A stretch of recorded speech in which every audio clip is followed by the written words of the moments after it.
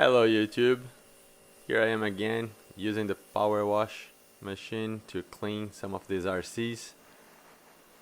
If you saw on some earlier videos, I have purchased a big lot. At least this is the biggest RC lots that I ever purchased. So there were total 6 vehicles, and I thought about doing a deep cleaning first before going into the parts and seeing if there is anything broken. So I'm using the power washing machine here, which is not really highly recommended, just because you can get water where maybe you don't want to get the water in. But because these vehicles were so dirty, I thought this would be the fastest way of getting, knocking the dirt out for later. Much easier to work on a cleaner vehicle than it is to work on a vehicle that has grease, dirt everywhere. So I'm working here on the Bandit VXL. Didn't have any of these Bandits in the past, so thought this was one of the vehicles that brought my attention to this opportunity here. And looks pretty good. The vehicle is not in bad shape. There are some parts that are broken that I will eventually be replacing. What I also want to mention, very important, is to go ahead as you're working on these vehicles and cleaning it up. You need to make sure you get them very dry as well after you work with the power wash. If you have a air compressor, that's ideal. Go with the compressed air over the electronics, ESC, the servo, even the receiver box. Make sure you're cleaning and then you're drying it pretty well.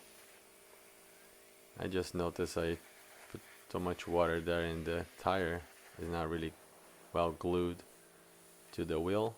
I'll have to fix that later. Now working on the Slash 4x4. This is the regular version, although you see the green shocks. It's upgraded shocks. Has upgraded servos as well. I believe it's using the higher torque Metal Gear servo that comes with the Slash Ultimate.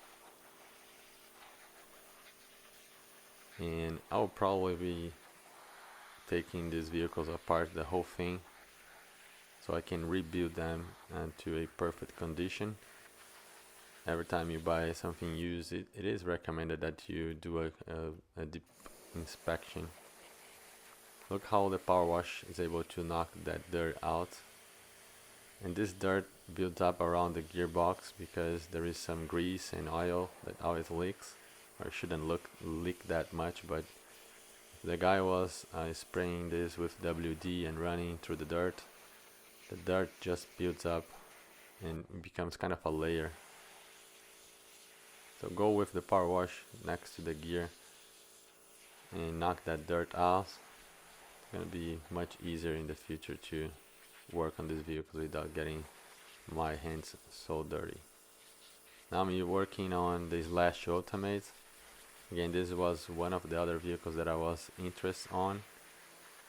I do have a Slash for maybe over 15 years already, but at that time there were no low center of gravity Slashes available, so I really want to get one. So the Bandit and this one are the new ones that I'm probably keeping.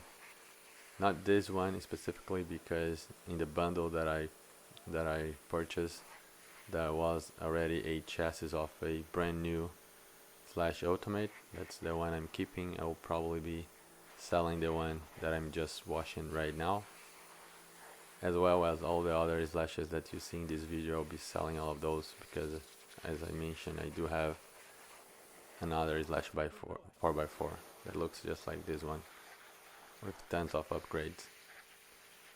This one, although it's a Slash 4x4, the person also updated the shocks. These blue shocks are the shocks that comes with the Slash Ultimate, but this one also have the standard servo, so not many more upgrades there. It's running a slipper clutch with all metal gears. It's pure gear, which is good. And the bundle also came with all the batteries, and all the batteries were 2S's. I don't think he was running 3S's on these vehicles, which is always good. Puts a lot less stress on the electronics.